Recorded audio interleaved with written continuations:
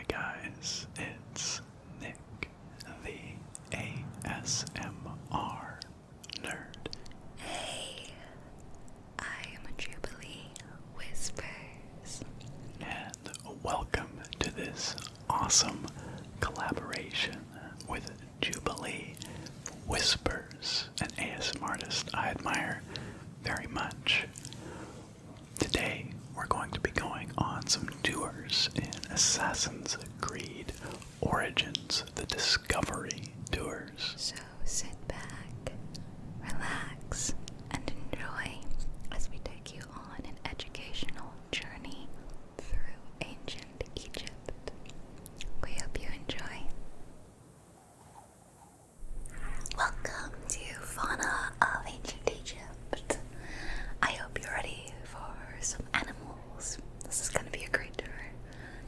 And I have an animal with me. My little cat is here in my arms, and I thought he could be a special guest since we're talking about animals. Just don't touch the microphones, okay? You might hear his little jingly collar. It's a little jingle bell. Okay, and his name is Atticus. He's a good cat. Oh, he's gonna purr for you.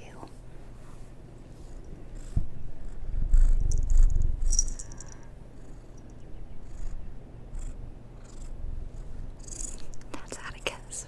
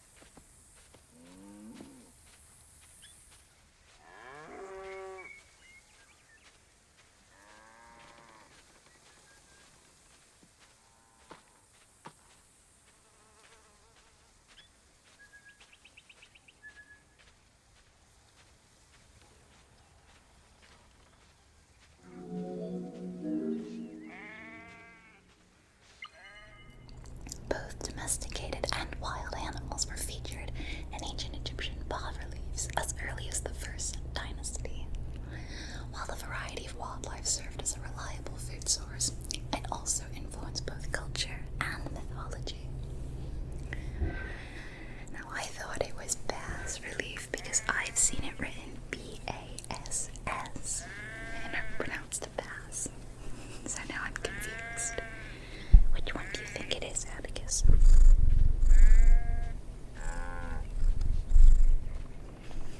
He's gonna purr in your ears.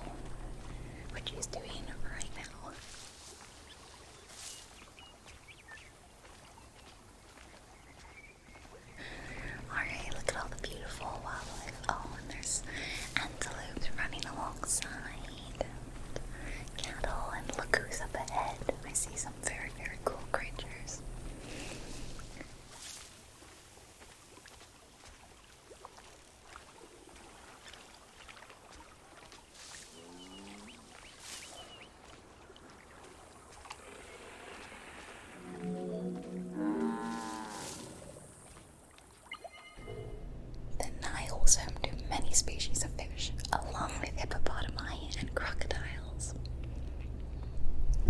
Oh, I love them. I love crocodiles, and I have to say, I think that I'm much more afraid of being near these hippopotami than the crocodiles, at least from my experience. You know, I'm from Florida. We have a lot of crocodilians around here. They're pretty chill. They will leave you alone if you leave them alone, you know. But hippopotami, they are scary. Those things are powerful, and they will charge you. They've got those massive, powerful jaws. Well, I guess crocodiles do too, but they're kind of lazy.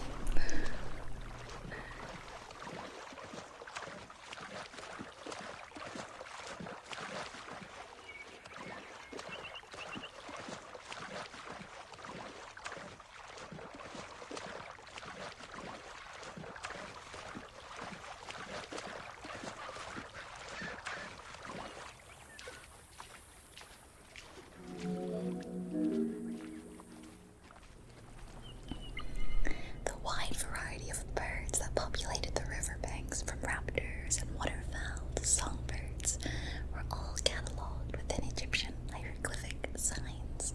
Encounters of reptiles and insects, such as cobras, scorpions, and scarabs, influenced hieroglyphs and art. Lots of beautiful birds. Did you see the flamingos? There's some flamingos back there. We actually have them in Florida too. I really like them. They are not pink naturally. They don't start out pink.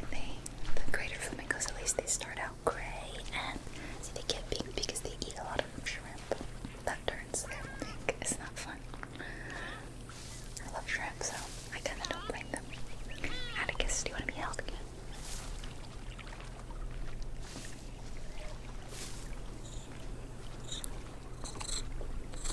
He's making strange little sounds.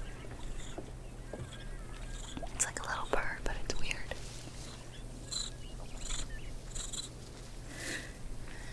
He wants to touch your ears with the microphone.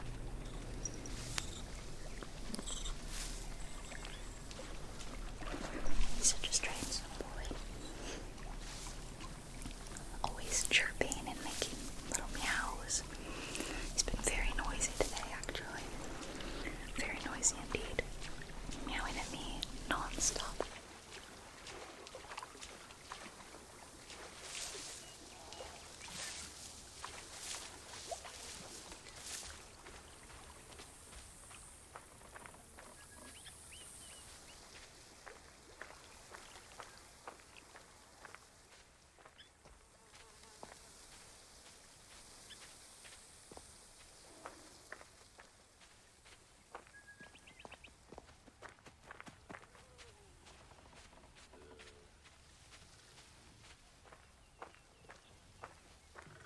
So what's up here? What's over this hill? Looks like one of the things you stand on to do the synchronization. You know, the map. Oh, look at this view. And look who's here. There's a little friend up here. It's like a big Atticus.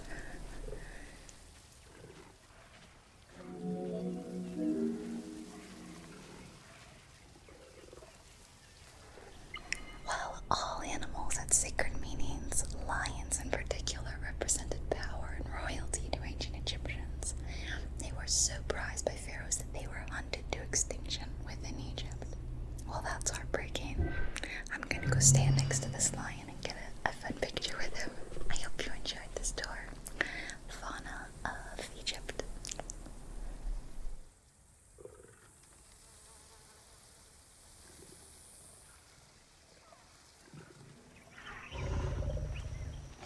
And here we're going to learn all about the Flora of Ancient Egypt. That's the plants, the vegetation. Let's dive on in.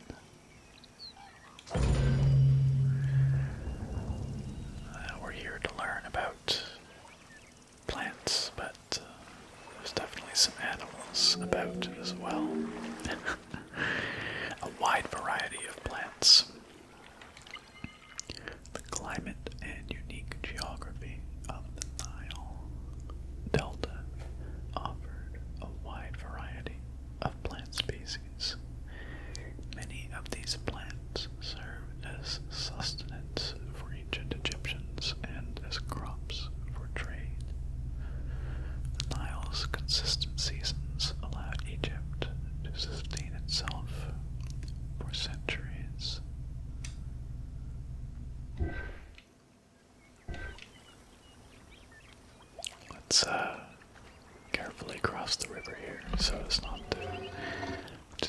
any crocodile friends that might be lurking about.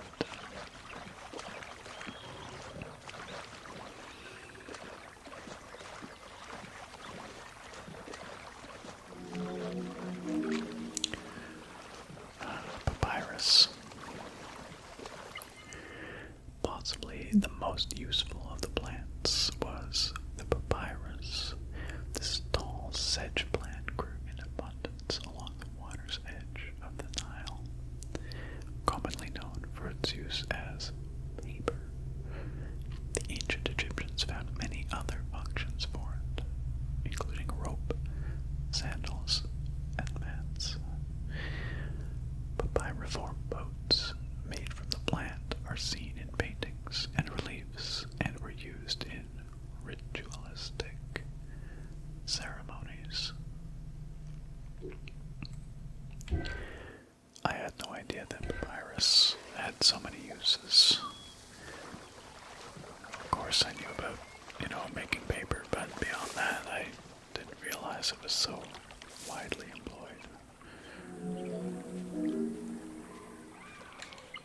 Fruit trees. There were many types of trees along the river Nile, such as the date palm, carob, and tamarisk. The earliest fruit tree cultivated was the fig tree, which makes sense because figs are delicious, followed by apple, pomegranate, and eventually olive trees during the era of the New Kingdom. Mango cultivation was the result of a late import from Asia during the Middle Ages. They did not have mangoes in ancient Egypt, which is a real shame because mangoes are maybe even more delicious than figs. I'm not quite sure where I fall on that. Yeah, I think I will assert that mangoes are better than figs. You're free to have your own opinions on the matter. But I really like mangoes. I enjoy olives too, for that matter.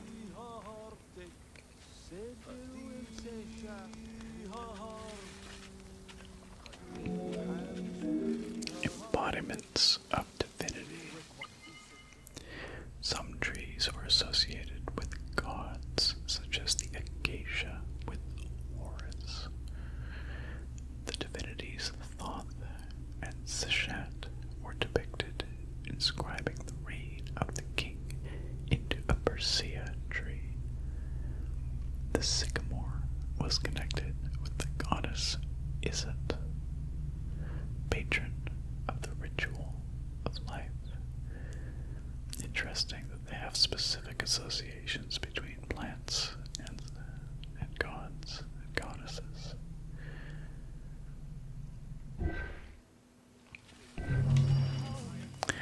And that was a Flora of Ancient Egypt. Short, but sweet, like a fig. Welcome to Domesticated Animals of Ancient Egypt. Now, if you are an animal lover, like I am, you're going to love this story, so sit back and enjoy.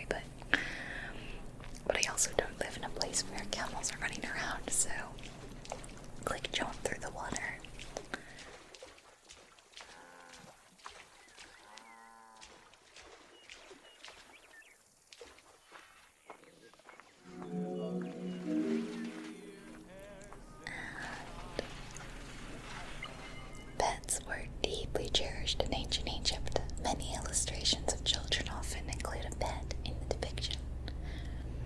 That's so sweet. How wonderful. I know that cats are really prized, I guess, above all animals, I think, so I'm sure we're going to hear about that next. Actually, it's really cute here. If you turn around Bayek, you will see people are flying kites in the background. If you just kind of look behind. So that's really fun. I really like that. The kites. I wish we could hear about that. I don't know, maybe why they're flying them, you know, what's going on? Is there a festival? Is it just for fun? Who knows? I'd like to know.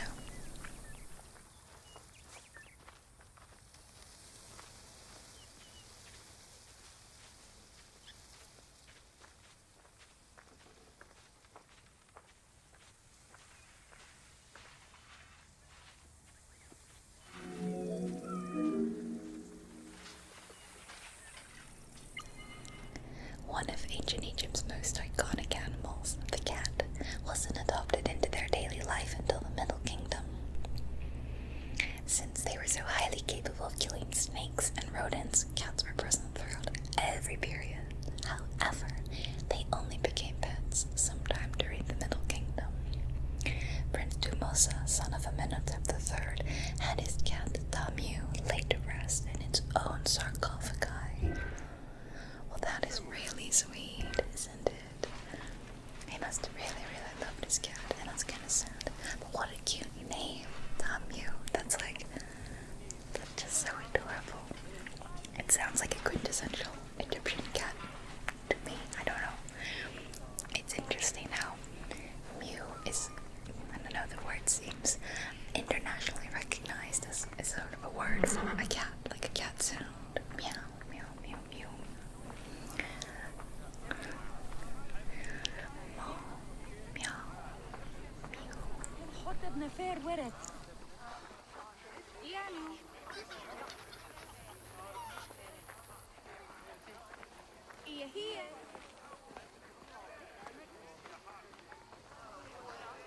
هم خاطب نفر تيو نفر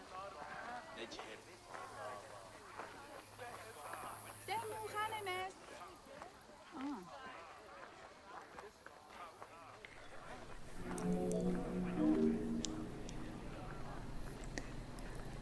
هم خاطب نفر ورد. The earliest reference to dogs dates back to 5000 BCE. They were popular pets as they helped hunters and protected herds. They are closely linked to Anubis, the jackal-headed god. Baboons, monkeys, and even falcons were tamed as pets. Each was mummified and buried with as much ceremony as any family member. And I hope you enjoyed the Domesticated Animals of Ancient Egypt tour.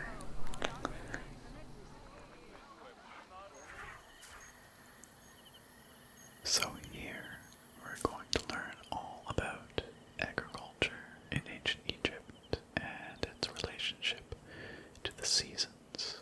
And the two were closely tied together, as I'm sure we're about to discover.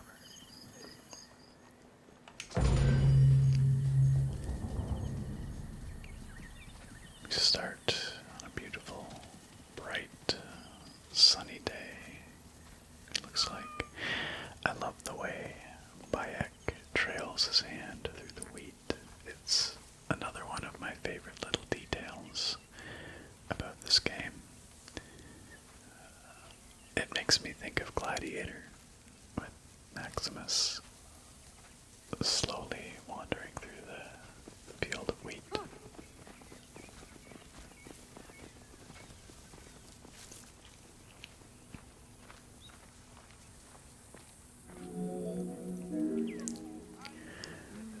The importance of agriculture.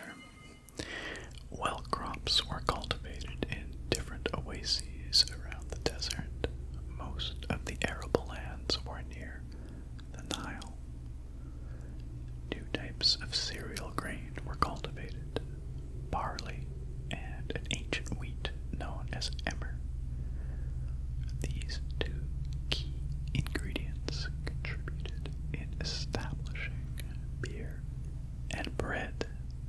as the staple of the Egyptian diet and the basis of its economy.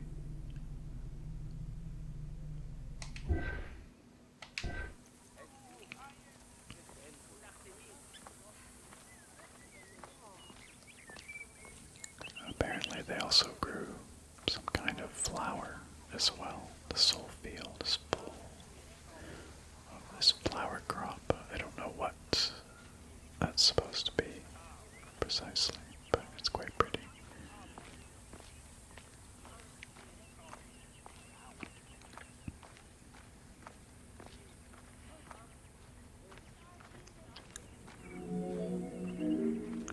An agricultural revolution. The Ptolemaic era created an agricultural revolution with the introduction of advanced agricultural techniques and new grain types such as rice, durum wheat, and pearl millet. The resulting agricultural mass production greatly increased the economy of ancient Egypt. It also prompted the development of storage and transportation, allowing long-distance trade with other regions. It's all about that food.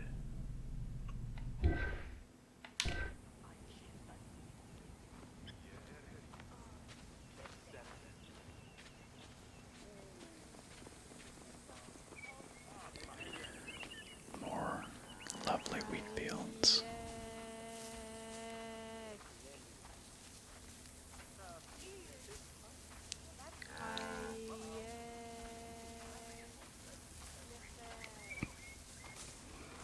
I bet working in an ancient Egyptian wheat field would have been pretty relaxing, pretty chill.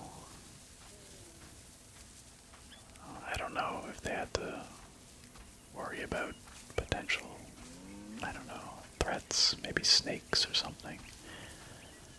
I have no idea, but it seems like it would have been a pretty laid-back occupation. Probably very physically demanding, though. Denenet, the goddess of beer. Now that I need to hear about. Both bread and beer rations were part of a system of barter payment. The state used those goods to pay wages for those who worked in the quarries and at the construction sites. Beer was so important to ancient Egyptians, they had a goddess of beer brewing, Denenet. Denenet is seen in many paintings and sculptures with beer, and women are depicted as the primary beer makers. Maybe I should start worshipping Denenet. Pray for some delicious new brews to come my way.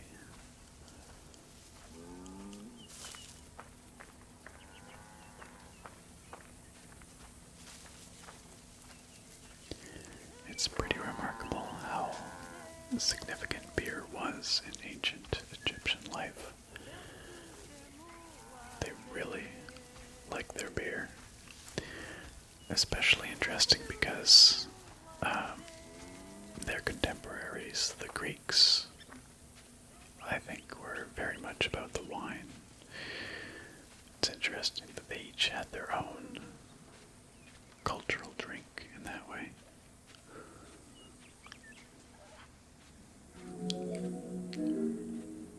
Field management. In order to increase agricultural production, fertile land was divided into plots, and large agricultural villages were encouraged. The state and temples were the biggest landowners. Depending on the region, fertile land was managed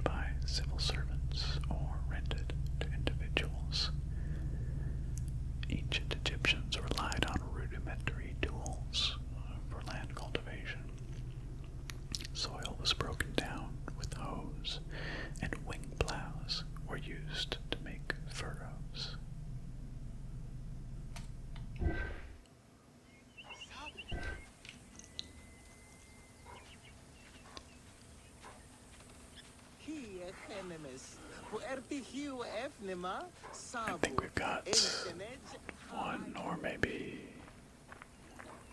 no, 2 or 3 more stops. I actually wasn't paying attention.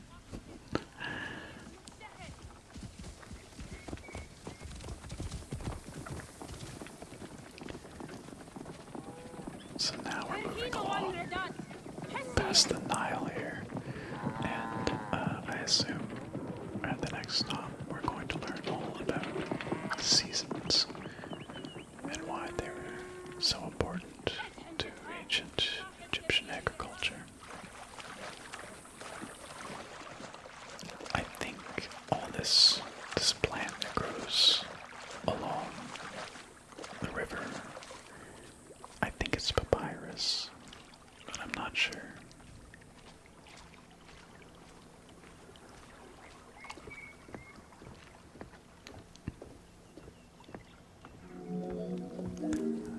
Seasons, as promised. The 3 seasons, known as Aket, Beret, and Shemu, corresponded to a specific phase of the agricultural process and the river's natural changes. Aket was the time of the flood, beginning with the appearance of the star Sirius in July. Beret was the time when lands were cultivated, plowed, and sown. This fell between October and November. Shemu ran from May to September, and was when harvesting and taxation began. Very interesting that they had a 3-season system as opposed to what we conventionally interpret today as, 4 seasons, but I suppose it depends on your latitude, geography, part of the world you're in, the climate.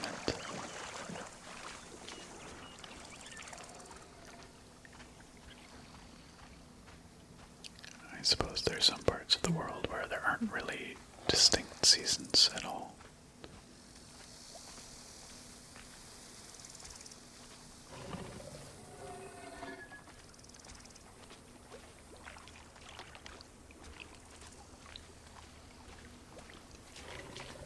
I love the way the water is portrayed in this game. We did a lovely job with the color and sort of the stuff they have floating in it. It all just looks so believable and appealing to me.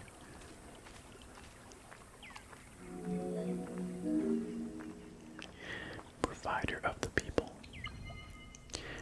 The Pharaoh's duty was to uphold order against chaos and provide for his people. Priests and local governors also wanted to appear as protectors of the people. However, any variation in the Nile seasons could cause water shortages. This had devastating consequences on wheat and barley crops.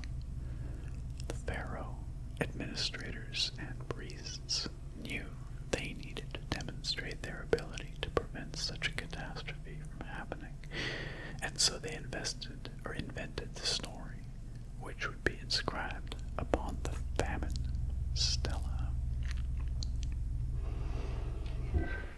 Interesting. They don't tell us anything about that, but maybe at the next stop we'll learn more about the story on the famine stela. I hope we do, anyhow, because now they've piqued my interest. What kind of story would the rulers and the priests have created about water shortages and famine? Surely something to make them look good, but even in the face of natural disaster.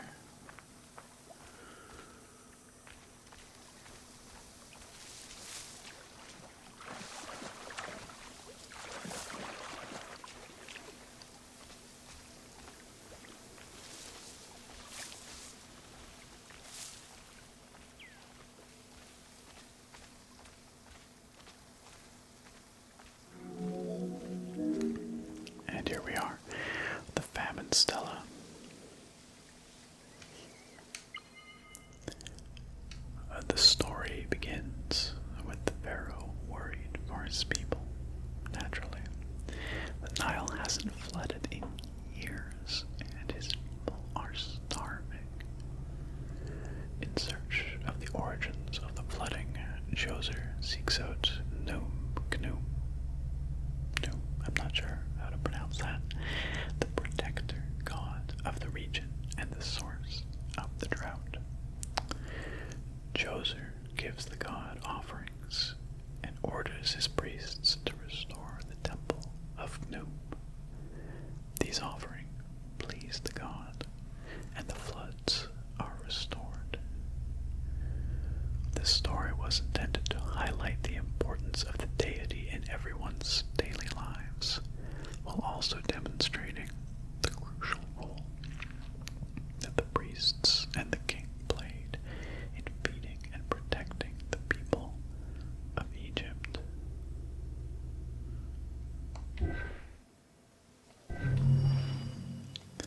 And that, my friends, was the Agriculture and Seasons tour. I learned quite a bit there. I hope you did too. Hi, welcome to the Islands of Pharos.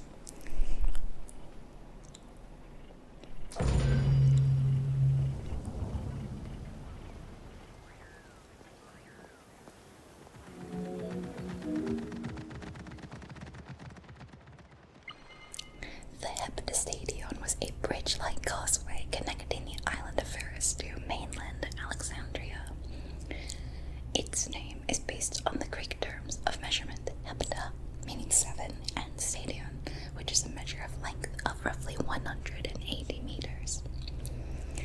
I like that this tour is at night. I feel that normally when they set the time when you start the tour, it's day, so this is kind of a nice change of pace.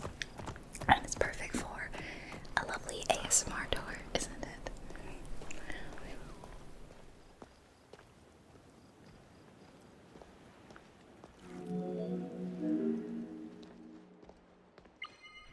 Since its construction would separate the Grand Port to the east and the Port of Eunostos to the west, it was designed with channels at each end. These openings allowed passage from one port to the other.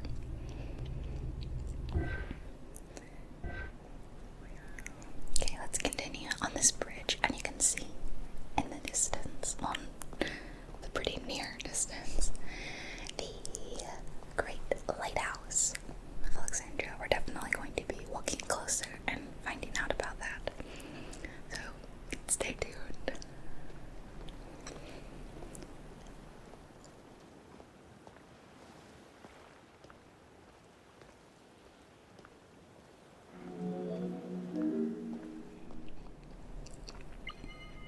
Along with creating separate harbors for the commercial and military shipping, the causeway served as a main aqueduct for the island's inhabitants. Its presence also helped protect the island and its ports from rough wind and sea currents. At the end of antiquity, the Heptastadion disappeared under layers of silt and soil, which formed an important sedimentary deposit. But it's just such a shame that we lost this bridge, because what a beautiful work of art engineering, right? The ancient Greeks and Egyptians had so many wonderful architectural marvels that have sadly been lost to the ages, and that really, really breaks my heart. It's nice to be able to have a game like this where we can kind of reimagine how the world looked back then, and this is probably, the closest we will come to reliving how it looked, even if, it's probably not 100% accurate, but we can guess based on that which we have found and dug up, and things that are preserved that talked about daily life and buildings, the way they looked, different parts of Alexandria.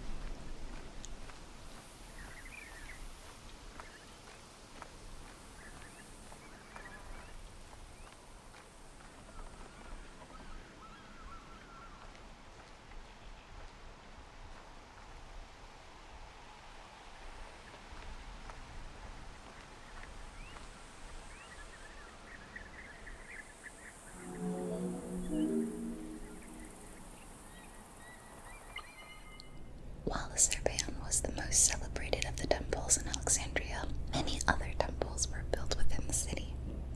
Most of these structures have been completely erased over time, and there's no way to discern how many existed. However, research of ancient papyri offered tantalizing hints as to the possible location of at least some of the temples. Oh, hints. It's like a treasure hunt. The treasure is knowledge. Alright, we're gonna just go inside this temple. It's really beautiful. Look at the craftsmanship.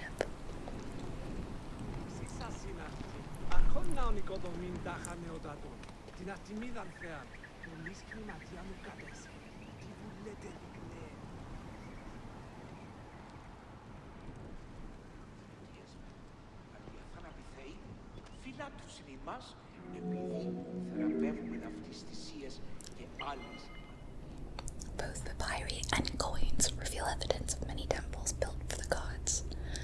Poseidon, the god of the sea, likely had an edifice in his honor west of this island, as well as on the mainland. This temple next to you is dedicated to Aesop, the divine protector of this lighthouse. This location hosted annual celebrations in the month of April, known as the Sacrum Feria, in connection to the lighthouse. In her incarnation as Aesop Fortuna, the goddess carries a rudder and a cornucopia, both symbols of good luck for navigators.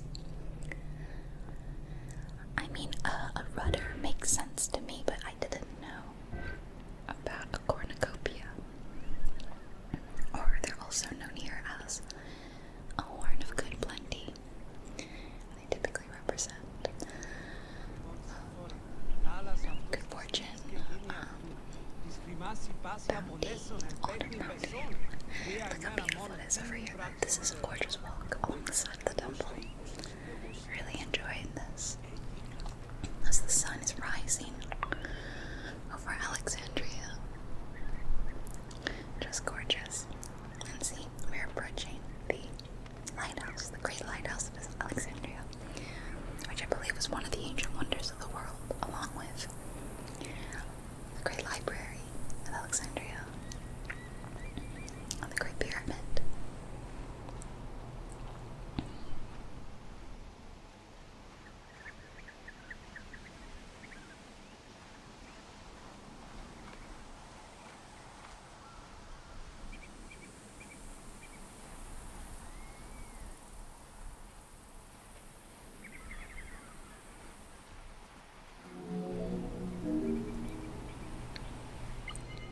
Considered one of the 7 wonders of the ancient world, the lighthouse of Alexandria was a source of great pride for the inhabitants of the city. Construction began under Ptolemy I's reign and lasted 15 years. It was completed during his son's rule.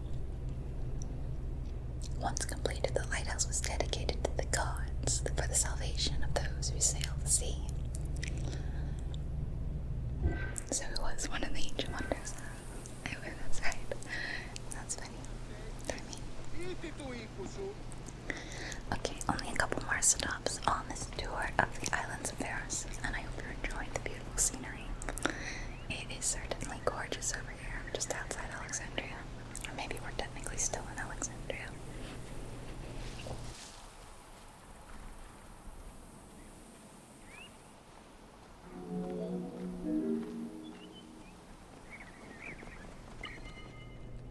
Built on the island of Pharos, the stone structure was 3 tiers set on top of one another in a step formation.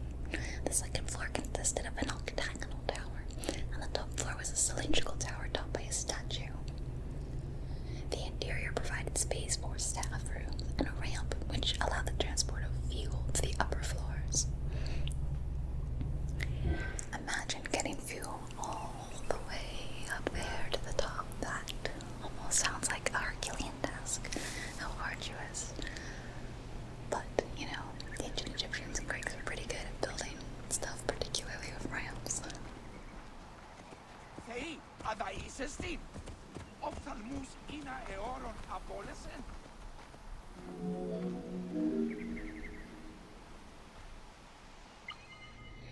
essential to safe navigation through the rifts and shallow waters. The Pharos was a functioning lighthouse with a beam reportedly visible 50 kilometers away.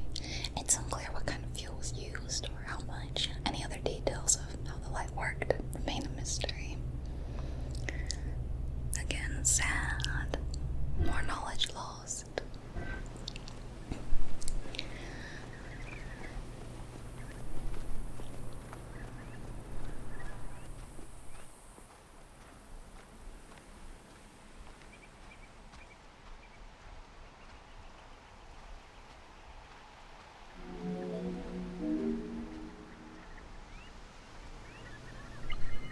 For several centuries, the Pharos was one of the highest monuments ever built by man. It measured roughly 110 meters in height, compared to the Pyramid of Giza, which was around 140 meters tall. Gradually, the structure was eroded by earthquakes, and then completely destroyed in 1480 CE, when a fort was built over it. Archaeological excavations on the seabed have uncovered many blocks from the ancient building. That's wonderful. See, that's what I would like to do. Well, I hope you enjoyed this tour. Islands of Pharos.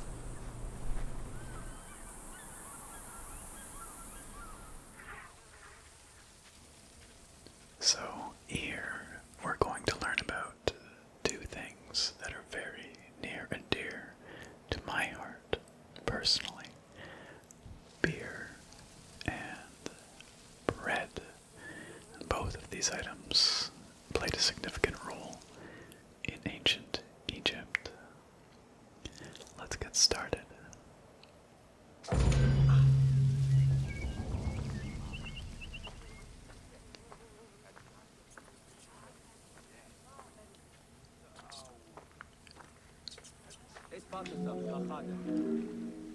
The importance of beer. Well, the Mesopotamians invented beer, including using a straw to avoid the sediments and herbs. Ancient Egyptians perfected the brewing method. Egyptian beer's quality was determined by alcohol strength, color, and flavor. Kind of like modern beers, actually. During the Pharaonic era, beer was the most commonly used and important alcoholic beverage. The state and temples used it, along with bread, as payment to workers, and it was included on the lists of food offerings to the gods and the deceased. They even used it to pay their workers who could literally work for beer in ancient Egypt. We could learn a thing or two from those guys.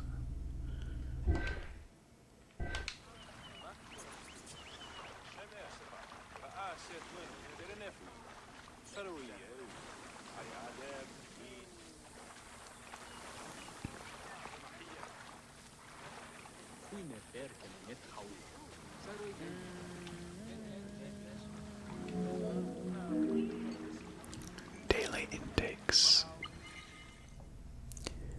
Beer was the popular drink of ceremonies and festivals. The Festival of Drunkenness was even dedicated to it. I tell you, those ancient Egyptians knew what was up.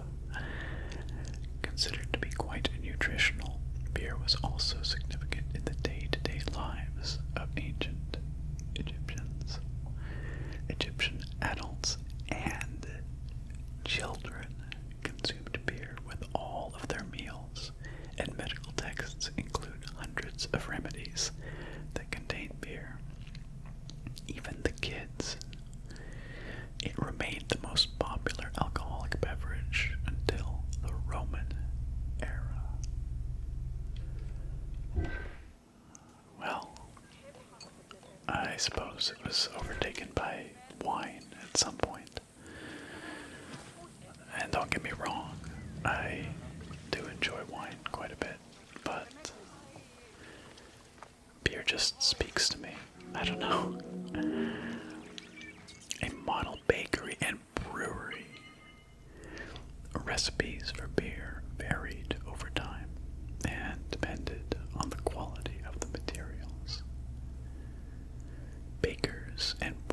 brewers typically worked alongside one another at the same workshop or house. Many families often produced a quantity appropriate for their own consumption, so it was like a whole culture of craft brewers. That's awesome. With better quality beers produced for festivals and other special occasions. The most basic recipe used malted cereal as the main ingredient. Fruit, such as dates, were added along with honey and spices. That sounds amazing. Like a fairly different kind of beer from what we typically have today. I mean, there are certainly fruit beers, but not quite like that.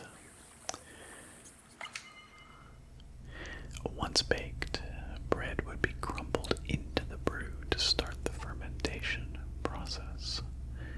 Adding grain enzymes would break down the starches, turning them into sugar and creating a thick mash. I love these little models they show in the pictures.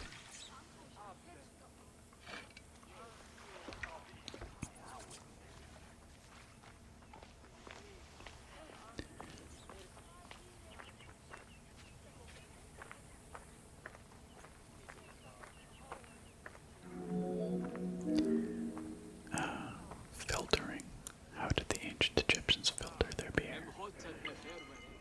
Once ready, the bread and grain mixture was compressed, then strained through a sieve with water into the mix of malt beer.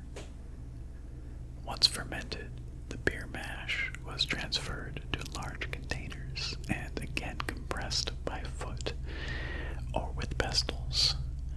I think I prefer the latter option. I really don't know how I feel about foot beer, but the ancients kind of rolled that way, didn't they? I seem to recall the Greeks like to mash their grapes with their feet.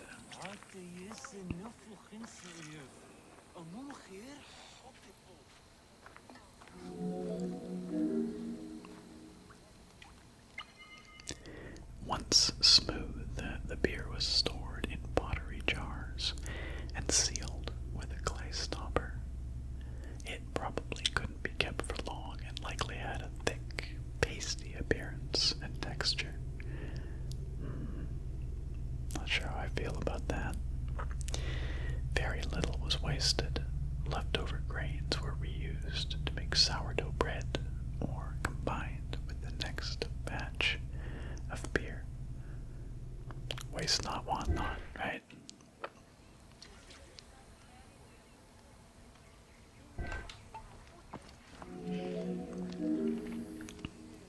Lost recipes. Well, there are many ancient accounts for making bread. Most of the knowledge known about ancient Egyptian brewing comes from an account by the alchemist Zosimos over 300 years after Cleopatra's reign. More recently, Dr. Delwyn Samuel, an archaeobotanist, has proposed an alternate technique, or alternate antique technique to brew beer. However, experts are unable to replicate an authentic beer since not all of the techniques and ingredients used by ancient Egyptians are known yet. That's kind of disappointing. I had really hoped that we would be able to brew ancient Egyptian beer. I did once actually have a brew that claimed to be brewed in the ancient Egyptian style, but I guess maybe it was as close as they could get. Food was prepared on the floor until the Middle Kingdom, when cooking benches were introduced. The introduction of durum wheat improved bread quality, meaning that the upper and middle classes ate better. Sorry, lower class, you still get the crappy bread. The poor still may do with a diet consisting of gruel made of vegetables, softened bread, or barley. I'm not sure what softened bread is and how it differs from regular bread. I guess they're saying that they ate the gruel that had softened bread in it. I don't know. I'm not sure why they wouldn't just eat normal bread. I don't know. I bet you it was still pretty tasty.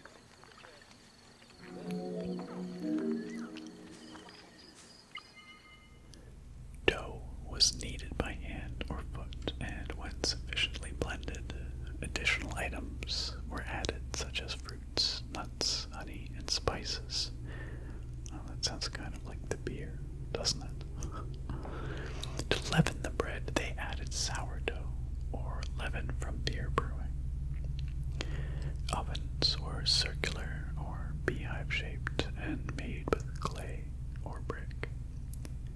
If there was no oven at all, a bread maker used the hot sand to bake flat bread. What? A technique still in use by some Berbers today. That's shocking that the sand got hot enough to literally bake bread. Now I want to try some bread baked on hot sand. Just for the novelty. Now a little behind the scenes bit of information about the development of the game here. Ancient Egyptians always had to fight off the omnipresent sand particles that were blown towards them. Despite their best efforts, the sand regularly made its way into their food. Additionally, particles from the grain grinding stone tools and ovens they used also contributed to attrition and prematurely worn teeth. I never even thought about that, but that makes total sense. The team tried to portray this through toothache animations and commoners sweeping sand off. That's such a cool attention to detail. That's one of the things I love so much about this game. The way they just are so careful about the details like that. And that was the beer and bread tour. I hope you enjoyed it.